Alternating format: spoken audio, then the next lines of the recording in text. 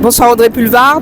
Donc là, c'était l'hommage à Jacques Martial à l'Hôtel de Ville de Paris.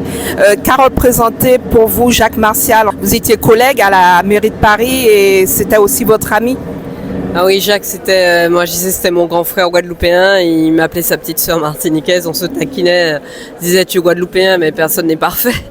Et c'était un guerrier, Jacques, c'était un vrai guerrier, c'est quelqu'un qui a ouvert beaucoup de voies.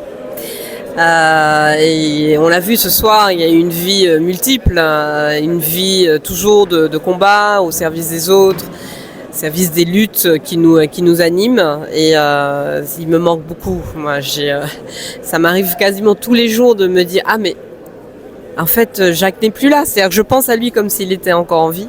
Et puis l'instant d'après, je réalise qu'il n'est plus là. Et vous sentez un grand vide. J'ai encore du mal un mois après. À métaboliser le fait qu'il ne soit vraiment plus là. Voilà, mais c'est comme ça. Quelle est l'anecdote que vous pouvez raconter, une anecdote marquante? Une des dernières fois qu'on s'est vu, c'était avant qu'il tombe malade, très malade. Enfin, on s'est vu après, mais le dernier moment qu'on a eu ensemble, c'était au Brésil, c'était à Rio de Janeiro, c'était en novembre. Il participait à un festival que je co-organise là-bas. Et il était extraordinaire, il a donné le cahier d'un retour au pays natal surtitré en portugais, c'était absolument génial. Mais pendant ce séjour, je lui ai fait visiter un peu la ville de Rio.